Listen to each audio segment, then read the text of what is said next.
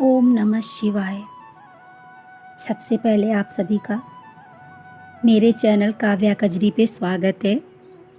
तो दोस्तों, जैसा कि आप जानते हैं, हरतालिका तीज कजरी तीज के नाम से भी जाना जाता है। वैसे तो शायद इस व्रत को अलग अलग जगह से अलग अलग नामों से पुकारा जाता है। भगवान शिव शंकर और माता पार्वती आप सभी की सभी मनोकामनाएं पूर्ण करते हैं। जैसा कि आप जानते हैं, हरतालिका तीज 18 सितंबर को है। धार्मिक मान्यता है कि हरतालिका का व्रत करने से सुख और सौभाग्य में वृद्धि होती है, साथ ही पति की आयु भी लंबी होती है। इस व्रत के पुण्य प्रताप से परिवार में खुशहाली बनी रहती है। कुंवारी कन्याओं को मनचाहा वर मिलता है। अगर आप भी भगवान शिव का आशीर्वाद पाना चाहते हैं तो हरतालिका तीज के दिन पूजा के व्रत कथा जरूर सुनें। हर वर्ष भाद्रपद माह के शुक्ल पक्ष की तृतीया को हरतालिका तीज का व्रत रखा जाता है। इस वर्ष 18 सितंबर को हरतालिका तीज का पर्व मनाया जाएगा। इस दिन देवों के देव महादेव और माता पार्वती की विशेष पूजा की जाती है। साथ ही विवाहित और अविवाहित महिलाएं भगवान शिव के निमित्त व्रत उपवास रखती हैं। धार्मिक मान्यता है कि हरतालिका तीज व्रत के करने से सुख और सौभाग्य में वृद्धि होती है, साथ ही पति की आयु भी लंबी होती है। यूं तो हरतालिका तीज बहुत उत्साह से मनाया जाता है, लेकिन उसके व्रत एवं पूजा विधि को जानने के बाद आपको समझ में आ जाएगा कि क्यों हरतालिका व्रत को सर्वोच्च समझा जाता है। चलिए जानते हैं इस व्रत का नाम हरतालिका क्यों पड़ा।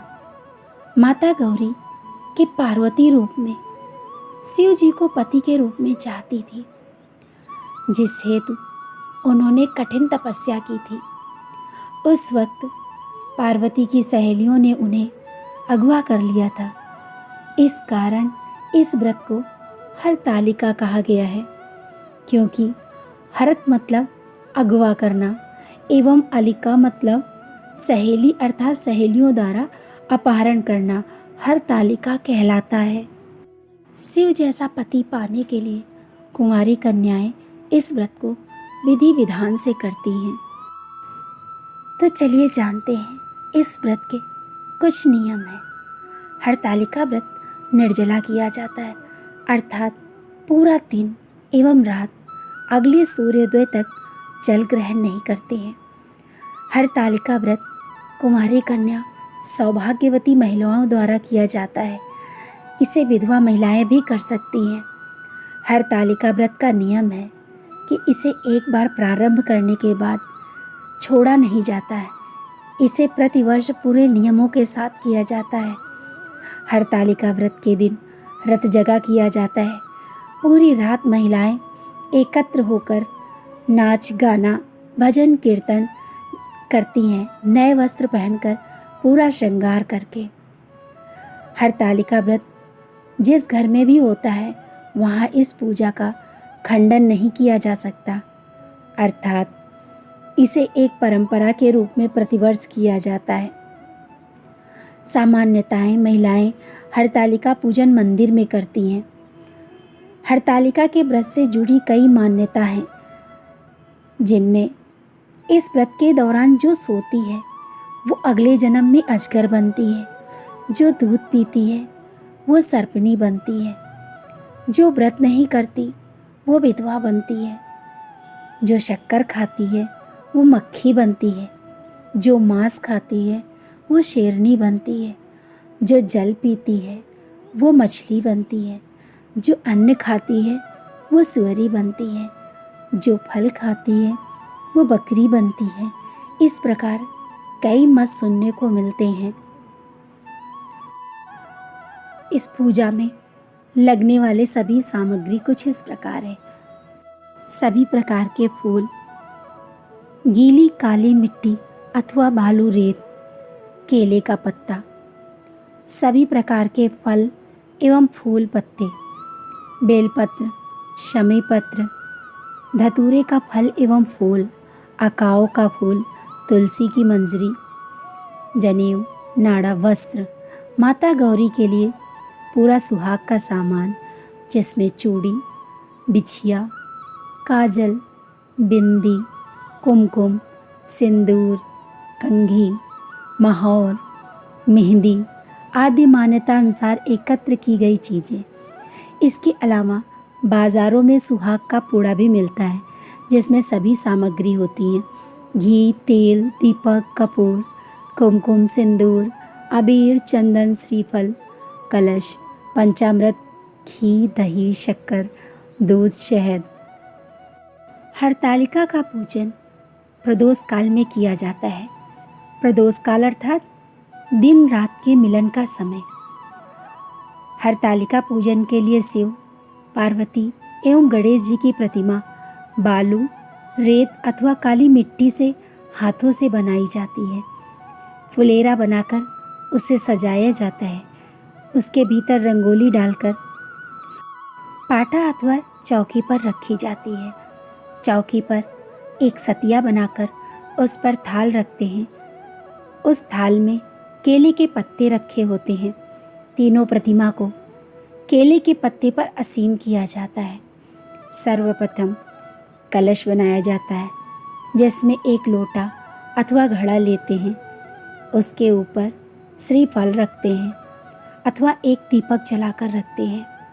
घड़े के मुंह पर लाल नाड़ा बांधते हैं। घड़े पर सतिया बनाकर उन पर अक्षत चढ़ाया जाता है। कलश का पूजन किया जाता है। सबसे पहले जल चढ़ाते हैं, फिर नाड़ा अथवा कलावा बांधते हैं। कुमकुम, हल्दी, चावल चढ़ाते हैं, फिर पुष्प चढ़ाते हैं। उसके बाद शिव जी की पूजा की जाती है। कलश के बाद गणेश जी की पूजा की जाती है। उसके बाद माता गौरी की पूजा की जाती है। उन्हें संपूर्ण श्रृंगार चढ़ाया जाता है। इसके बाद हरतालिका की कथा पढ़ी जाती है। फिर सभी मिलकर आरती करते हैं जिसमें सर्वप्रथम गणेश जी की आरती, फिर शिव जी की आरती, फिर माता गौरी की आरती की जाती है। पूजा के बाद भगवान की परिक्रमा की जाती है। रात भर जागरण कर पूजा आरती की जाती है। सुबह आखिरी पूजा के बाद माता गौरी को सिंदूर चढ़ाया जाता है। उस सिंदूर से सुहागन स्त्रियां सुहाग लेती हैं। ककड़ी एवं हलवे का भोग लगाया जाता है। उसे ककड़ी खाकर उपवास तोड़ा जाता है। अंत में सभी सामग्री को एकत्र कर पवित्र नदी या कुंड में विसर्जित कर दिया जाता है। कजरी तीज अथवा हरतालिका तीज की कथा कुछ इस प्रकार है। कथा के अनुसार माता पार्वती ने अपने पूर्व जन्म में भगवान शंकर को पति रूप में प्राप्त करने के लिए हिमालय पर गंगा के तट पर अपनी बाल्यावस्था में अधोमुखी होकर घोर तप किया। इस दौरान उन्होंने अन्न का सेवन नहीं किया। काफ़ी समय सूखे पत्ते चबाकर ही काटे। फिर कई वर्षों तक उन्होंने केवल हवा ही ग्रहण कर जीवन व्यतीत किया। माता पार्वती की ये स्थिति को देखकर उनके पिता अत्यंत दुखी थे। इसी दौरान एक दिन महर्षि नारद भगवान विष्णु की ओर से पार्वती के विवाह का प्रस्ताव लेकर माँ पार्वती के पिता के पास पहुँचे, जिसे उन्होंने सहर्ष स्वीकार कर लिया। पिता ने जब बेटी पार्वती को उनके विवाह की बात बतलाई तो वो दुखी हो गई और जोर जोर से विलाप करने लगी। फिर एक सखी के पूछने पर माता ने उसे बताया कि ये कठोर व्रत भगवान शिव को पति के रूप में प्राप्त करने के लिए कर रही हैं, जबकि उनके पिता उनका विवाह श्री विष्णु से कराना चाहते थे। सहेली की सलाह पर पार्वती घने वन में चली गई और वहाँ एक गुफा में जाकर भगवान शिव की आराधना में लीन हो गई। माँ पार्वती के तपस्विनी रूप को नवरात्रि के दौरान माता शैलपुत्री के नाम से पूजा जाता है। भाद्रपद शुक्ल तृतीया तिथि के हस्त नक्षत्र में माता पार्वती ने रेत से शिवलिंग का निर्माण किया और भोलेनाथ की स्तुति में लीन होकर रात्रि जागरण किया। तब माता के इस कठोर तपस्या से प्रसन्न होकर भगवान शिव ने उन्हें दर्शन दिए और इच्छा अनुसार उनको अपनी पत्नी के रूप में स्वीकार किया। मान्यता है कि इस दिन जो महिलाएं विधि पूर्वक और पूर्ण निष्ठा से इस व्रत को करती हैं, उनके मन स्वरूप पति प्राप्त करती हैं।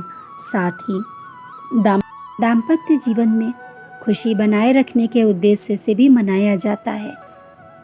भगवान शंकर और माता पार्वती आप सभी की इच्छाएं पूर्ण करें। दोस्तों, अगर आपको मेरा वीडियो पसंद आए तो प्लीज़ इसको लाइक, शेयर और सब्सक्राइब ज़रूर करें और कमेंट में जय भोलेनाथ, जय माँ पार्वती ज़रूर लिखना।